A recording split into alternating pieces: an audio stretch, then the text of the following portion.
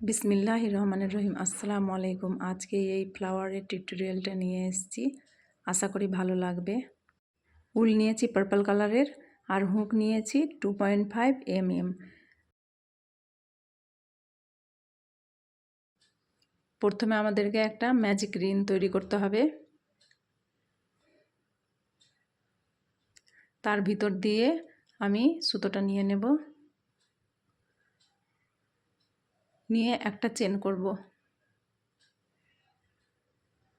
প্রথমে আমরা একটা চেন করব, তারপর আমরা করব 10টা সিঙ্গেল ক্রোচেট। 1 2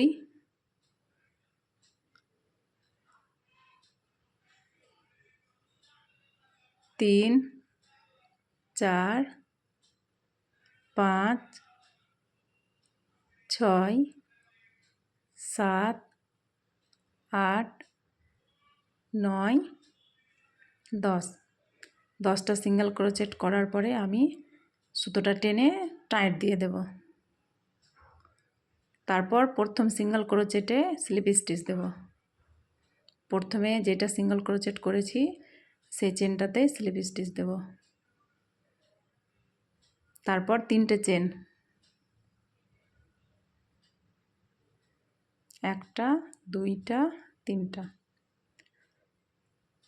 তারপরে ডাবল ক্রোচেট নেব, কিন্তু হাফটা করব, একবার করব একবার বাকি রাখবো, এভাবে 3টা করব। একটা হয়ে গেছে, এটা 2টা আর একটা 3টা। প্রত্যেকটাতে হাফ করেই করব, পুরোটা করব না। তারপরের চেনে আবার 3টা করব, তারপরের চেনে 1টা 2টা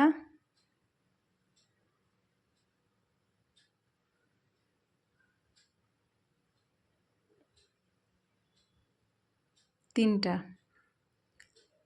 এবার পুরোটা একসঙ্গে নিয়ে নেব।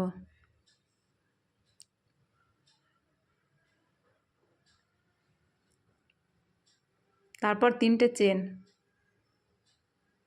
1 2 3। তারপর সেম চেনে স্লিপ স্টিচ দেব। আমার একটা পাপড়ি হয়ে গেছে।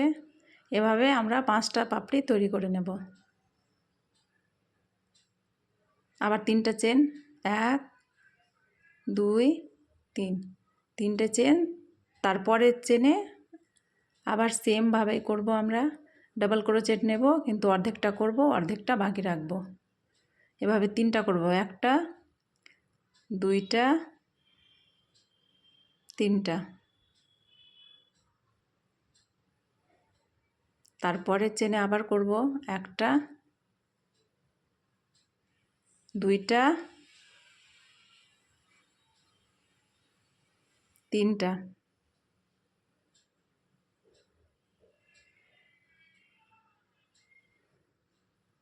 পুরোটা এবার একসঙ্গে নিয়ে নেব।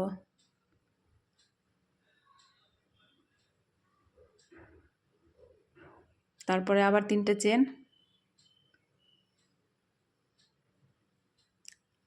সেম চেনে স্লিপ স্টিচ। বাকিগুলো এভাবে করে নেব। আর বাকিগুলো হয়ে গেছে। আমি আর 3টে চেন নিয়ে নিয়েছি। এবার স্লিপ